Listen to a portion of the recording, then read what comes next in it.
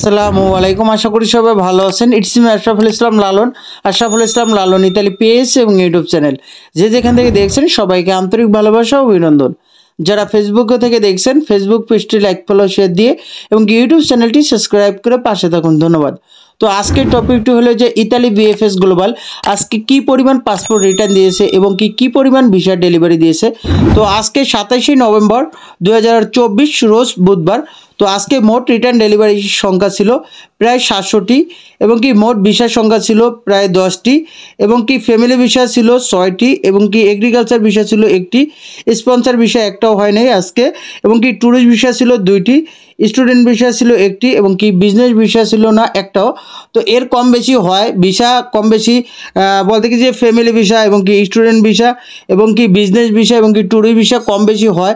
তবে work visa নিয়ে আসলে আমাদের মধ্যে একটা ঝামেলা, কারণ ওয়ার্ক ভিসা হয়তো দুই একদিন পায় আবার দুই একদিন পায় না। তো ওয়ার্ক ভিসা টোটালি তারা বলছিল বন্ধ 145 নম্বর আইন দেখায়, কিন্তু এখনও মোটামুটি কিছু ভিসা দিছিল আবারও, কিন্তু এখন আবারও দেখা যাইতেছে ভিসা তারা ওরকমভাবে দিতেছে না।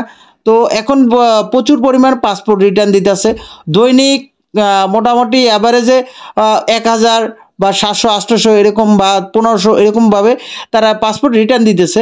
তো আশা করি যে সবাই যারা এখনও রিটার্ন পান নাই সবাই মোটামুটি পেয়ে যাবেন। যারা এখনও দেখা যাইতেছে অনেকে টেনশনে আছেন, যে অনেকে আছে যে সেপ্টেম্বরে জমা দিছে তারা কিন্তু রিটার্ন পাইছে এবং অনেকে আছে যে পায় নাই।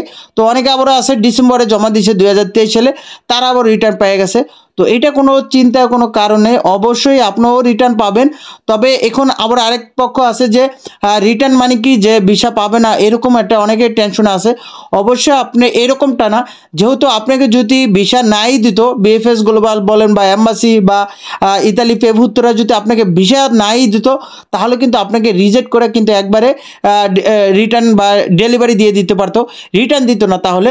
তো অবশ্যই আপনাদেরকে যে কোনো একটা ফয়সালা মানে দ্রুত তারা একটা সিদ্ধান্ত জানাবে এবং ডিসেম্বরের মধ্যে আশা করি যে যতগুলো পাসপোর্ট এখনও বাকি আছে সবারই ডিসেম্বরের মধ্যে মোটামুটি ক্লিয়ার করে ফেলবে এবং জানুয়ারি ফেব্রুয়ারিতে মোটামুটি ভালো একটা ভিসা কার্যক্রম চালু করবে, এটা আশা করি। তবে আপনারা অনেকেই এই টেনশনটা করেন যে আসলে এখনও রিটার্ন পান নাই। অবশ্যই এখন দেখা যাইতেছে শহর ভিত্তিকেও দিতেছে, আর এখন বেশিরভাগ নেপোলি আন্ডারে যেগুলো আছে সেই শহরগুলোর কিন্তু পাসপোর্ট রিটার্ন দিতেছে। তো আপনাদেরকে একটাই কথা বলবো যে আপনারা অপেক্ষা করেন, অল্প সময়ের মধ্যে আপনারাও পেয়ে যাবেন। আর আরেকটা বিষয় হলো যে আপনারা গতকাল একটা ভিডিও দেখছেন যে পেভুত্তরায় গেছে যে একটা মালিকের নিয়ে এবং নেপোলি পেভুত্তরায়। তো পেভুত্তরায় যাওয়ার পর ওনারা একই কথা মালিকে খুঁজে পায় না, বা যার মাধ্যমে আবেদনটা করছে ওই মালিকে মানে উল্টাপাল্টা করে নাকি ঘুরাইতেছে। আসলে উনি যে যার বয়সটা শুনছেন উনি কিন্তু লোক নিবে এবং উনি এখন ওরকমভাবে কথা বুঝাইতেছে, কারণ ওনার কাছে হয়তো ওনার যে মাধ্যমগুলো বা যারা যাবে তারা কিন্তু হয়তো ওনাকে প্রেশার দিতেছে যে টাকা চাইতেছে।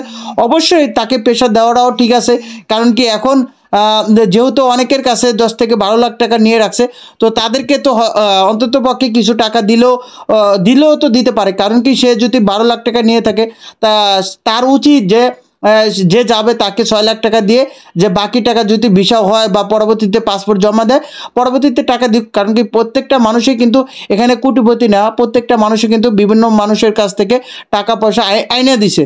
তো আজকে 1.5 বছর হয়ে যাইতেছে যে এতদিন পর এখন পাসপোর্ট রিটার্ন দিছে, এখন তাদের টনক নড়তে হবে।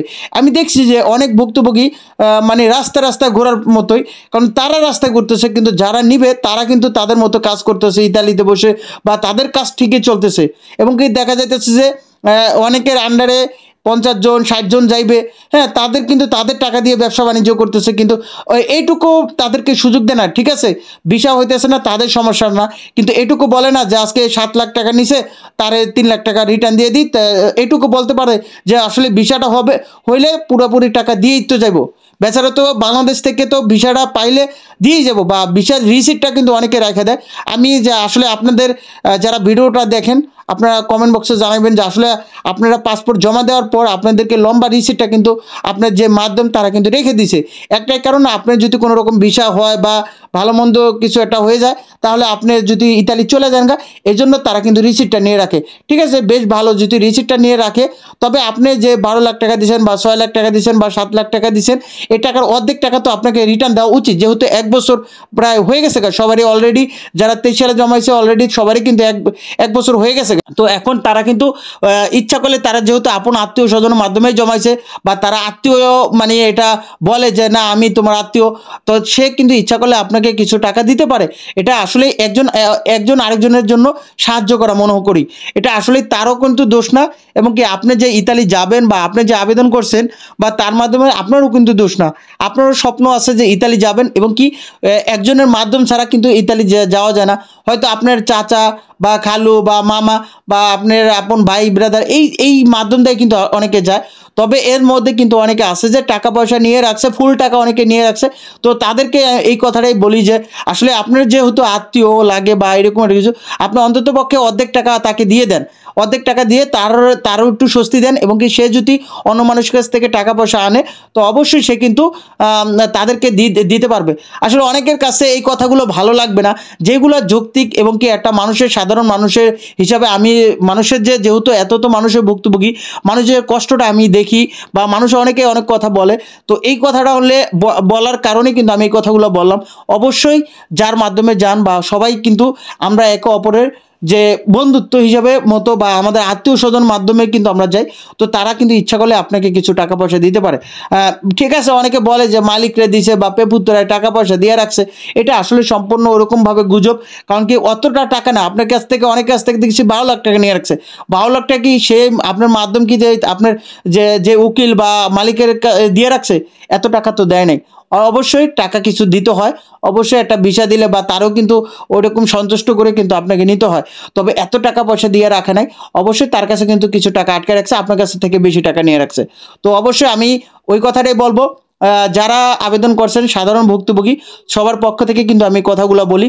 হয়তো অনেকের কাছে ভালো নাই লাগতে পারে, ভালো লাগবে না কাদের, যারা এই যে দালাল চক্র বা যারা আবেদন করছে বা আবেদন করছে সঠিকভাবেও আবেদন করে নাই, যে তারা মানে ব্যবসায় করে, মানে একজন লোক নিতে পারলে দেখা যাইতেছে 6-7 লাখ 8 লাখ টাকা লাভ হয়ে যায়। এখন 1 বছর যদি কাজ করে ইতালিতে বসে সর্বোচ্চ বেতন যদিও পান 1 লাখ টাকা 1.5 লাখ টাকা, তো সারা বছর কামাই করে 15 লাখ টাকা বা 20 লাখ টাকা কামাইলেন। আর যদি এরকম 5 জন 6 জন বা 50 জন 100 জন নিতে পারেন, তা তো দালালি ব্যবসাটা তো করায়। তো যারা এরকম ব্যবসাটা করে, তো তাদেরকেও আমি বলি যে আসলেই আপনি যাদের কাছ থেকে টাকা পয়সা নিচ্ছেন, অবশ্যই আপনি কিছু হলেও তাদেরকে স্বস্তি ফিল দেন, এবং কি তাদের যে কিছু টাকা অর্ধেক হলেও টাকা এখনও দ্রুত রিটার্নটা দেন। যেহেতু এখন পাসপোর্ট রিটার্ন দিয়েছে, এখন তাদের পাসপোর্টে এখন ভিসা হওয়ার সম্ভাবনা একবারই কম। কারণ কি সবারই কিন্তু যাচাই বাছাই করবে। প্রথম রেঞ্জে যারা যাচাই বাছাই টিকে গেছে তাদের কিন্তু ভিসা দিয়েইছে। অবশ্যই কিন্তু আপনাদেরকে যে রিটার্ন দিচ্ছে এটাও কিন্তু খারাপ না। অবশ্যই আপনাদেরকে পুনরায় যে হয়তো আপনাদের একটা ডকুমেন্টের সমস্যা ছিল বা একটা ঝামেলা ছিল, ওটাকে আবারও পুনরায় যাচাই বাছাই করার জন্য মানে সন্দেহজনক মনে হয়েছে যে পুনরায় আপনাদের ওটা যাচাই বাছাই করতে হবে। এই জন্য কিন্তু পুনরায় এটাকে আবার যাচাই বাছাই করে কিন্তু আপনাকে হয় ভিসা পাইলে অবশ্যই ভিসা দেবে, আর নাইলে আপনাকে পুনরায় যে রেডি ফর কালেকশন SMS দিয়ে আপনাকে কিন্তু পাসপোর্ট স্ক্যান কপিগুলো এবং কি নোলস্তা কপিগুলো আপনাকে রিটার্ন দিয়ে দেবে। তো অবশ্যই আপনারা এটুকু আল্লাহর উপরে ভরসা রাখেন, এবং কি যার মাধ্যমে আবেদন করছেন। আরেকটা বিষয়, যেহেতু ভিডিওটা লাস্টেই বলে দিই, এটা হলো এটা গুরুত্বপূর্ণ টপিক, যেটা আপনাদেরকে, হ্যাঁ অনেকে আছে যে পাসপোর্ট রিটার্ন পাইছেন, অবশ্যই আপনি যদি 6 লাখ টাকা দেন আপনি তাকে 3 লাখ টাকা চাইতে পারেন। কিন্তু আপনি টেনশন মুক্ত থাকার জন্য আমি আপনাকে একটা কথা বলি, যে আপনি যে মাধ্যম বা চাচা খালু নানা যাদের মাধ্যমে আবেদন করছেন, তাকে একটু ডাইরেক্ট ভিডিও কল দিয়ে তাকে একটা কথাই বলবেন যে আপনি যেহেতু আমাকে মালিক যদি নিতে চায়, তাহলে তো আপনাকে দেখাইতে সমস্যা নাই। যেহেতু মালিকের কাছে একদিন আপনাকে যাইতে পারবো না আপনার জন্য, মালিক তো আর ওই যে উকান্ডা থাকে না, মালিক তো ওই জায়গায় থাকে। তো মালিককে একটু বলবে যে স্পিরিট আইডি দিয়ে বা উকিলরে স্পিরিট আইডি দিয়ে সরাসরি ভিডিও কল দিয়ে দেখবেন যে স্টেপ মাইসিতে আছে নাকি। মানে স্টেপ মাইসি থাকলে আপনার কাজটা প্রক্রিয়াধীন আছে, এবং কি আপনি একটু টেনশন ফ্রি। হ্যাঁ, এখন আপনার কাজটা মানে অনলাইনে আছে বা এই ডকুমেন্টটা ভিসা 100% হওয়ার সম্ভাবনা আছে এবং কি সব কিছু ঠিক আছে। তবে মালিকে যদি না নিতে চায় তাহলে তার সম্ভাবনা নাই। তারপরেও কিন্তু আপনি 100% শিওর থাকতে পারবেন যে আপনার সকল কিছু সব কিছু ঠিক আছে। এখন মালিকের উপরে নির্ভর করে, ওটা হলো পরের সাবজেক্ট। এখন যদি সব কিছু ঠিক না থাকে তো মালিক যদি আপনাকে যতই মোবাইলে কল দিয়ে বলে যে না আমি তোমাকে নিতে চাই, এটা তো সম্ভব না। তো আমাকে কাজে এবং কি কর্মে আমার পরিচয় দিতে হবে এবং কি আমার ডকুমেন্ট সব কিছু ঠিক আছে নাকি, আমার সাবমিট কি সব কিছু ঠিক করে আমি করতে পারছি নাকি, এগুলা একমাত্র স্টেপ মাইসি। আপনি ওই যে স্পিরিট আইডি দিয়ে আপনি নুলস্তার নাম্বার দিয়ে চেক করলেই আপনি স্টেপ মাইসি লেখা দেখবেন। স্টেপ মাইসি দেখলে অবশ্যই আপনি এটা 100% ওটা অরিজিনাল এবং কি ভিসা 100% আপনি পাবেন যদি মালিকে আপনাকে চায়। তো এইটুকুই বলবো। তো আর অনেকে আছে যে এখনও রিটার্ন পান নাই, যারা এখনও রিটার্ন পান নাই অবশ্যই অপেক্ষা করেন এবং কি অল্প দিনের মধ্যে আপনাদের সবারই মোটামুটি রিটার্ন এসে পড়বে এবং কি যারা এখনও রিটার্ন পাইছেন আপনারাও অপেক্ষা করেন এবং কি যারা পান নাই তারাও কিন্তু পেয়ে যাবেন, ডিসেম্বরের মধ্যে মোটামুটি ক্লিয়ার করে দিবে। তো এবং আরেকটা কথা বলে দিই যে আসলে যারা রিটার্ন SMS পাবেন আপনাদেরকে জাস্ট ওই লম্বা রিসিপ্টটাই লাগবে, আর কিচ্ছু লাগবে না। আপনার রিটার্ন পাসপোর্টটা আনার জন্য লম্বা রিসিপ্টটা এবং কি আপনি ঢাকা BFS গ্লোবাল বা চট্টগ্রাম বা সিলেট যেখানেই জমা দেন আপনার ঢাকা BFS গ্লোবাল থেকে কালেক্ট করতে হবে। Dhaka BFS global Nafi tower Gulshan 1 থেকে কিন্তু কালেক্ট করতে হবে এবং কি জাস্ট রিসিপ্টটা নিয়ে গেলে হবে এবং কি সকাল 8:30 থেকে এবং কি বিকাল 4টা পর্যন্ত আপনি পাসপোর্ট রিটার্ন আনতে পারবেন। এবং কি আর অনেকে আছে যে প্রশ্ন করেন যে আসলে একটা রিসিপ্টটা অবশ্যই রিসিপ্টটা নিয়ে গেলে হবে। তো এতক্ষণ সাথে থেকে ভিডিওটি দেখার জন্য আপনাদেরকে অসংখ্য ধন্যবাদ। আপনারা সুস্থ থাকুন, ভালো থাকুন, আল্লাহ হাফেজ, আসসালামু আলাইকুম।